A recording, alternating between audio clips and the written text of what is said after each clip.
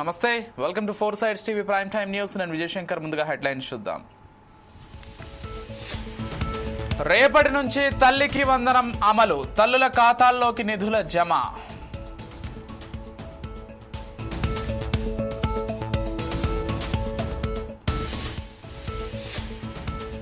BRS ప్రభుత్వ పథకాలు పెద్ద స్కామ్, మంత్రి పొంగులేటి కీలక ఆరోపణలు.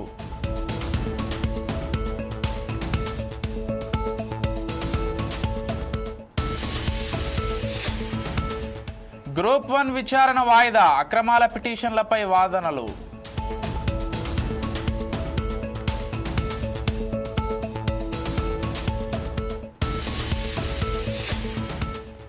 ఇకపై యూపీఐ పేమెంట్స్ కు ఛార్జెస్, 3,000 దాటితే ఛార్జీలు వేసే యోచన.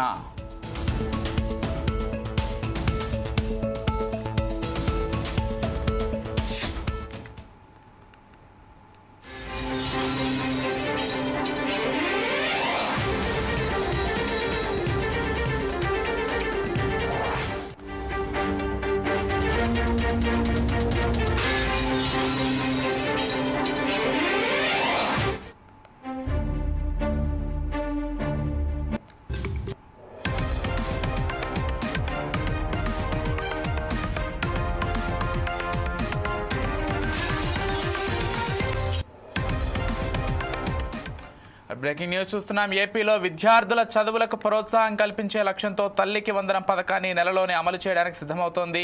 ఈ మేరకు సీఎం చంద్రబాబు నాయుడు ఈ పథకం విధి విధానాలు, అమలు విధానం, నిధుల కేటాయింపు, విద్యార్థుల సంఖ్య వంటి కీలక అంశాలపై సమీక్షా సమావేశం నిర్వహించారు. ఈ సమావేశంలో మంత్రులు నారా లోకేష్, పయ్యావుల కేశవ్తో పాటు ఉన్నతాధికారులు హాజరయ్యారు. అయితే రేపే తల్లికి వందనం నిధుల విడుదలకు ప్రభుత్వం నిర్ణయించింది. 67 లక్షల మందికి తల్లికి వందనం పథకం నిధులు రేపు ఖాతాల్లో జమ చేయనున్నట్లు ప్రభుత్వం తెలిపింది. కాగా ఎంతమంది పిల్లలు ఉంటే అంతమందికి తల్లికి వందనం ఇస్తామన్న మేనిఫెస్టో హామీ మేరకు పథకం అమలుకు నిర్ణయం తీసుకుంది. దీంతో 67,27,164 మంది విద్యార్థులకు పథకం వర్తింపజేయనుంది.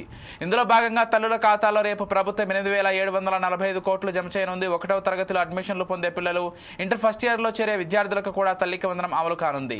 అడ్మిషన్లు పూర్తయ్యి డేటా అందుబాటులోకి రాగానే విద్యార్థుల తల్లుల ఖాతాలో నిధులు జమ చేయనున్నారు.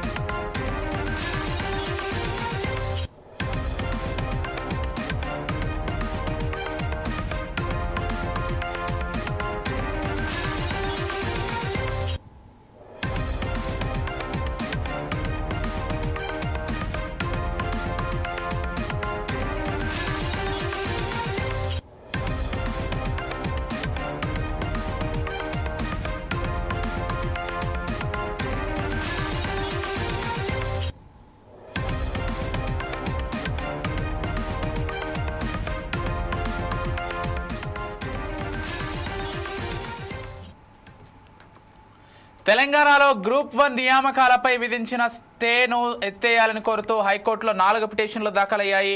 ఆ పిటిషన్పై హైకోర్టు ఇవాళ విచారణ చేపట్టింది. కౌంటర్ దాఖలకు టీజీపీఎస్సీ తరఫు న్యాయవాది సమయం కోరడంతో తదుపరి విచారణను ఈ నెల 30కి వాయిదా వేసింది.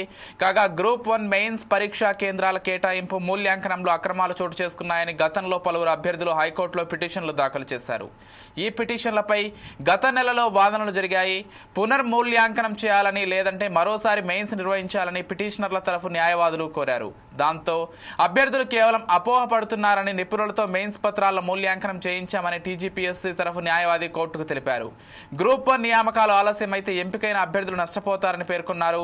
వాదనలు విన్న న్యాయస్థానం అప్పట్లో గ్రూప్ 1 నియామకాలపై స్టే విధించింది. అయితే సర్టిఫికేట్ వెరిఫికేషన్ పూర్తి చేయవచ్చని ఆదేశించింది.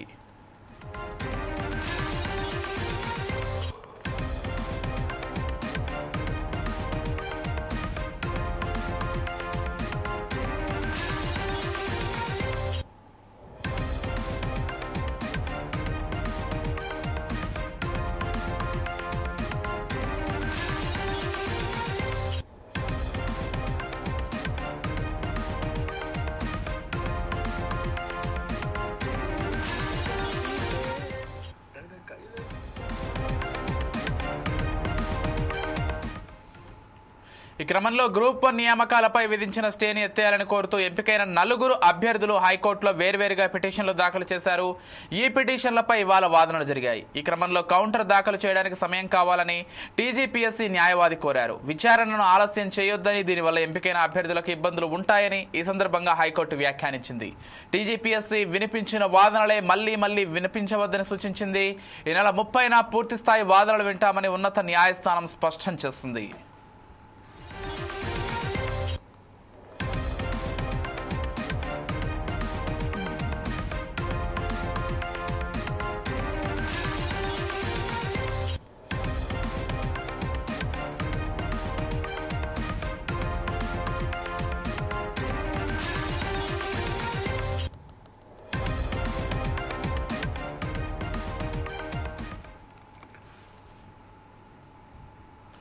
జగన్ పొదిలి పర్యటనను వ్యతిరేకిస్తూ నిరసన చేస్తున్న మహిళలపై వైసీపీ రౌడీ మూకల దాడికి తెగబడటాన్ని మాజీ మంత్రి పీతల సుజాత ఖండించారు. మురికి వ్యాఖ్యలు చేసిన వారిని జగన్ సమర్థించడంపై క్షమాపణ చెప్పాలని మహిళలు కోరడం తప్ప అని ప్రశ్నించారు. ఆడబిడ్డల పట్ల జగన్కు అంత చిన్న చూపు ఎందుకని సుజాత నిలదీశారు.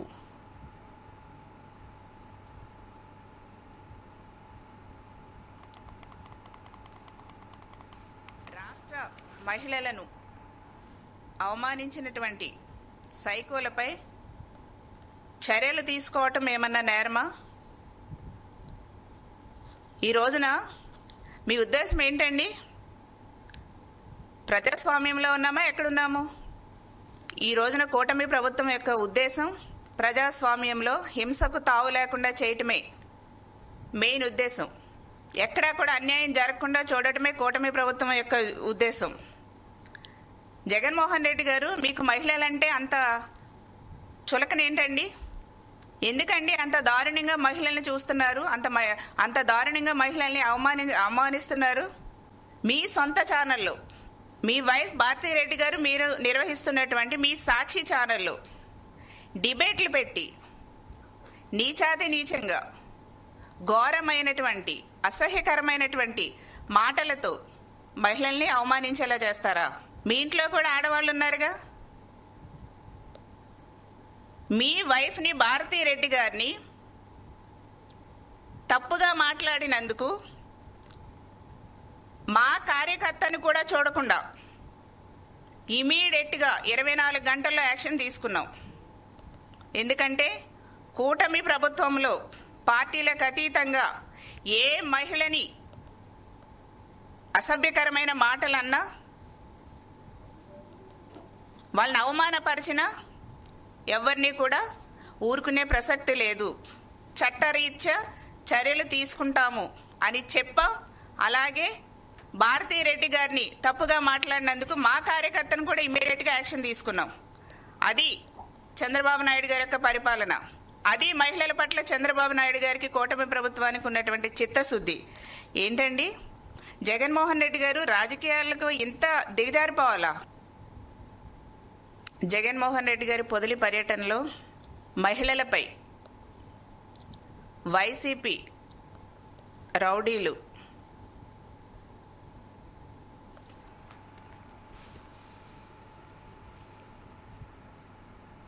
జగన్ పొదిలి పర్యటనలో ప్రజాదరణలో టీడీపీ డైవర్షన్ పాలిటిక్స్ కి తెరతీస్తోందని వైసీపీ ఎమ్మెల్సీ వరుదు కళ్యాణి విమర్శించారు. మహిళలను అడ్డుపెట్టుకుని రాజకీయాలు చేయడం మాని మొదటి నుంచి టీడీపీకి అలవాటే అన్నారు. అమరావతి ఇష్యూలో కథా స్క్రీన్ ప్లే అంతా టీడీపీదే అయినప్పుడు మహిళలను ఏమీ అనని జగన్ ఎందుకు క్షమాపణ చెప్పాలని ఆమె ప్రశ్నించారు. ప్రజలు వేలాదిగా తరలొచ్చి జగనన్నకి బ్రహ్మరథం పడుతూ ఉన్నారు. కానీ అధికారంలో ఉండి కూడా మీరు వెళ్తే ప్రజలు అంతగా రావట్లేదు. కాబట్టి దీన్ని చూసి సహించలేక ఇలా మహిళల్ని అడ్డం పెట్టుకొని రాజకీయాలు చేస్తూ ఉన్నారు. నిజం చెప్పాలంటే మహిళల్ని పంపింది మీరే. అక్కడికి పంపడమే కాకుండా వెనక టీడీపీ కార్యకర్తలను పెట్టి మా దాడులు చేయించింది మీరు. మళ్ళీ తిరిగి మా పార్టీ వాళ్ళ మీద ఎదురు దాడి చేయడం ఎంతవరకు సమంజసం? అసలు జగన్మోహన్ రెడ్డి గారు ఎందుకు క్షమాపణ చెప్పాలి? జగన్ ఎప్పుడైనా మహిళలకి ఏమైనా మాట అన్నారా? అసలు తీసుకుంటే మీ నాయకుడైన చంద్రబాబు నాయుడు గారి లాగా కోడలు మగబిడ్డను కంటానంటే అత్త వద్దంటుందా అని అలాంటి డైలాగ్స్ ఎప్పుడైనా జగనన్న ఏ రోజైనా అన్నారా? మరి ఎందుకు జగన్మోహన్ రెడ్డి గారి మీద ఎలాంటి మాటలు, ఎలాంటి సంస్కృతికి మీరు తెరలేపారు అని నేను అడుగుతూ ఉన్నాను. అసలు మహిళల నిరసన పేరిట గత 3 రోజులుగా చూస్తున్నాము రాష్ట్ర వ్యాప్తంగా అరాచకాలు, అన్యాయాలు చేస్తూ ఉండే పరిస్థితి. మహిళల్ని మీ స్వార్థ రాజకీయాలకు, విష రాజకీయాలకు వాడుకోవడం ఎంతవరకు సమంజసమని నేను అడుగుతూ ఉన్నాను. అడుగడుగునా కూడా మహిళలనేమో వాళ్ళకి ఇచ్చిన హామీలు మీరు అమలు చేయలేదు సరికదా. మీరు ర్యాలీలకి వాడుతూ ఉన్న మహిళలకైనా కనీసం మీరు తల్లికి వందనం ఇచ్చారా, ఆసరా ఇచ్చారా, చేయూత ఇచ్చారా? అది ఇవ్వడం మీద దృష్టి పెట్టండి. ఇలాంటి కుట్ర రాజకీయాలకు, విష రాజకీయాలకు మహిళల్ని వాడుకోవడం మానేయాల్సిందిగా మీకు హితవి పలుకుతూ ఉన్నాను. అలాగే ఈ సీన్లో మొత్తం కథ, స్క్రీన్ ప్లే, డైరెక్షన్ అంతా కూడా చంద్రబాబు నాయుడు గారు, లోకేష్ గారు చేసి మళ్ళీ తిరిగి మా పార్టీ వాళ్ళ మీద విమర్శించడం ఎంతవరకు సమంజసమని నేను అడుగుతూ ఉన్నాను. అసలు నిజం చెప్పాలంటే మహిళల్ని అడ్డం పెట్టుకొని రాజకీయాలు చేయడం, ఇలాంటి దిగజారుడు రాజకీయాలు చేయడం మొదటి నుంచి కూడా మీకు అలవాటే అనేది క్లియర్గా అర్థమవుతూ ఉంది. కాబట్టి ఎప్పటికైనా మహిళల్ని గౌరవించే పార్టీ ఏదైనా ఉందంటే అది మా వైఎస్ఆర్ కాంగ్రెస్ పార్టీ. మా అధ్యక్షులైన జగన్మోహన్ రెడ్డి గారు అతను ముఖ్యమంత్రిగా ఉన్నన్నాళ్ళు కూడా మహిళల్ని ఆర్థికంగా, రాజకీయంగా, సామాజికంగా ఉన్నత స్థానంలో కూర్చోబెట్టడానికి, వాళ్ళు రక్షణతో బ్రతకడానికి అన్ని చర్యలు తీసుకున్నారు. ఈ రోజు తీసుకుంటే మీ తెలుగుదేశం పార్టీ, మీ కూటమి ప్రభుత్వం అధికారంలోకి వచ్చాక మనం చూస్తే అడుగడుగునా కూడా మహిళలకి ఇచ్చిన హామీలు తొంగలో తొక్కడమే కాకుండా, వాళ్ళకి నిట్ట నిలువుగా మోసం చేయడమే కాకుండా, వాళ్ళ రక్షణని గాలి కొదిలేసి ఈరోజు మహిళలు ఎటువంటి ఆసరా ప్రభుత్వం నుంచి, ఎటువంటి భరోసా ప్రభుత్వం నుంచి లేక, రక్షణ లేక ఈరోజు గాలిలో దీపాల్లా వాళ్ళ మాన ప్రాణాలు ఈ రాష్ట్రంలో ఉండే పరిస్థితిని మీరు కల్పించారు. ప్రజలు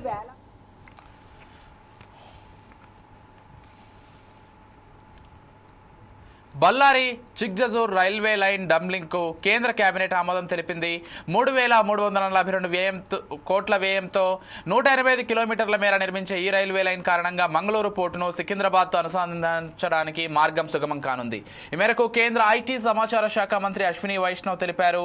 కర్ణాటకలోని బళ్ళారి, చిత్రదుర్గ జిల్లాలతో పాటు ఆంధ్రప్రదేశ్లోని అనంతపురం మీదుగా డంబ్లింగ్ లైన్ వెళ్తుందని వివరించారు. బళ్ళారి చిక్జజూర్ డంబ్లింగ్ లైన్ కారణంగా అదనంగా 18.9 మిలియన్ టన్నుల కార్గో రవాణాకు అవకాశం ఉంటుందన్నారు.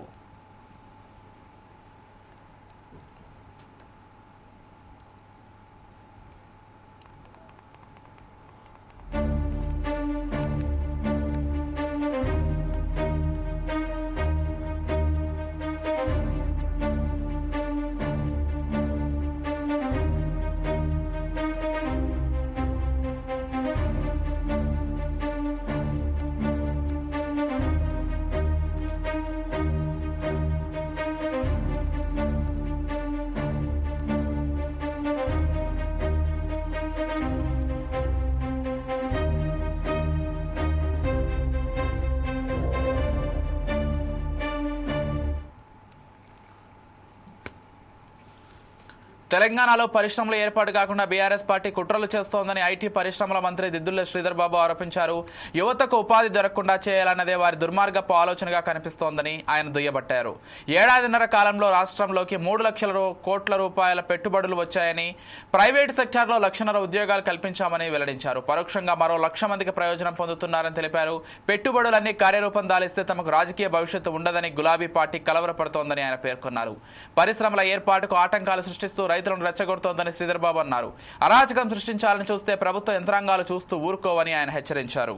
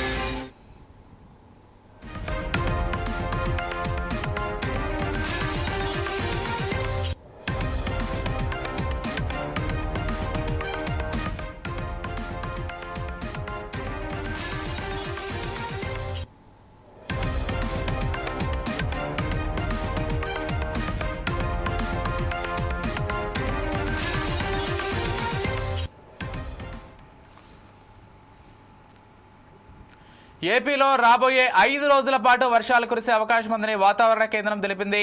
పశ్చిమ మధ్య బంగాళాఖాతంలో ఉపరితల ఆవర్తనం ఏర్పడిన కారణంగా నైరుతి రుతుపవనాలు చురుగ్గా కదులుతున్నాయని వాతావరణ శాఖ వెల్లడించింది. ఈ ప్రభావంతో రాష్ట్ర వ్యాప్తంగా వివిధ ప్రాంతాల్లో వర్షాలు కురిసే అవకాశం ఉందని తెలిపింది. ఇక ఏలూరు, ఎన్టీఆర్ జిల్లాలో అతి భారీ వర్షాలు కురిసే సూచనలు ఉన్నాయని వాతావరణ శాఖ హెచ్చరించింది. అలాగే బాపట్ల, కృష్ణా జిల్లాల్లో మోస్తారు వర్షాలు పడే అవకాశం ఉందని పేర్కొంది. ఈ వర్షాల ప్రభావంతో రైతులు, సామాన్య ప్రజలు అప్రమత్తంగా ఉండాలని, తగిన జాగ్రత్తలు తీసుకోవాలని వాతావరణ శాఖ సూచించింది.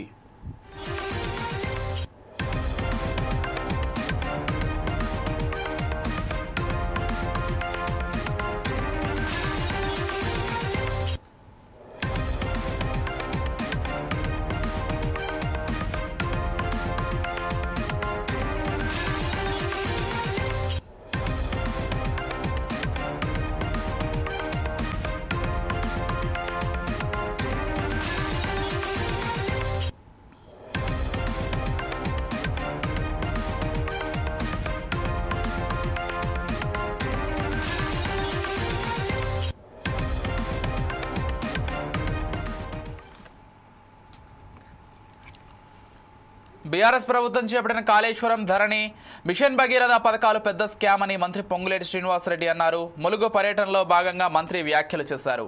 గత ప్రభుత్వంపై విమర్శలు గుప్పించారు. ప్రాజెక్టుల పేరుతో పింక్ వ్యవస్థను బలోపేతం చేసుకున్నారని ఆగ్రహం వ్యక్తం చేశారు. జాతిపితగా ప్రకటించుకునే వ్యక్తి దర్యాప్తు సంస్థ ముందు విచారణకు వచ్చారని, ఎంతటి వారైనా తప్పు చేస్తే చర్యలు తప్పవని హెచ్చరించారు. ఆనాటి ప్రభుత్వం 10 సంవత్సరాలలో అభివృద్ధి అనే ముసుగులో ధనిక తెలంగాణ రాష్ట్రాన్ని దోచుకునే దాంట్లో ప్రధాన ఏజెండా రెండిట్లో వాళ్ళు టార్గెట్ పెట్టుకున్నారు. మూడిట్లో, ఒకటి ఇటు గోదావరి అటు కృష్ణా మీద నీరు వృధాగా సముద్రంలోకి పోతున్నాయి. ఈ నీటిని వడేసి పట్టుకొని తెలంగాణ రాష్ట్రాన్ని సస్యశ్యామలం చేయాలని నా కోరిక అని ఒక దొంగ మాటలతో 7 కాదు 8వ ఇంత అద్భుతంగా కట్టాను కాళేశ్వరం అని చెప్పే కాళేశ్వరంలో సుమారు 1,00,000 కోట్ల పైగా ఆ కార్యక్రమాన్ని చేపట్టి ఎవరూ ఊహించనంత తెలంగాణ ప్రజల సొమ్ముని ఆ ప్రాజెక్టు వంకతో దోచుకున్న సంగతి, తదుపరి ఆ ప్రాజెక్టు వారి ప్రభుత్వం ఉన్నప్పుడే కూలిపోతే గౌరవ ముఖ్యమంత్రి గారు, నీటిపారుదల శాఖ మంత్రి ఉత్తమ్ కుమార్ రెడ్డి గారు దాని మీద ప్రత్యేక శ్రద్ధ పెట్టి కూలిపోవటానికి కారణాలేంటి, ఏ కారణం చేతనే పేక మేడల కట్టిన సంవత్సరంన్నరలోనే పూర్తయిన సంవత్సరంన్నరలోనే కూలిపోయిందో, మళ్ళా రాష్ట్ర ప్రభుత్వానికి సంబంధించిన సంస్థలతోనో వ్యవస్థలతోనో వాటిని ఇన్వెస్టిగేషన్ చేస్తే పక్షపాతంగా చేశారు అనే ఉద్దేశంతో వాళ్ళు గుడ్డ కాల్చి మేదేస్తారని కేంద్ర ప్రభుత్వ దర్యాప్తు సంస్థలైన NDSA లాంటి సంస్థలతో సర్వే చేయించి ఆ లోపాలని గ్రహించడంతో పాటు స్టేట్ విజిలెన్స్ ఎంక్వైరీ రిపోర్టుతో పాటు ఒక రిటైర్డ్ జడ్జి, ఒక కమిషన్ని అధిపతిగా ఒక రిటైర్డ్ జడ్జిని నియమించి దానిలో జరిగిన లోపాలు, ఉద్దేశపూర్వకంగా ఆ ప్రాజెక్టులో ఎలా కొల్లగొట్టాలి అనే స్వార్థంతో చేసిన కార్యక్రమాలు ఆనాటి ప్రభుత్వం 10 సంవత్సరాలు. ఇవి ఇప్పటివరకు ఉన్నటువంటి bulletin updates. Keep watching 4 Sides TV.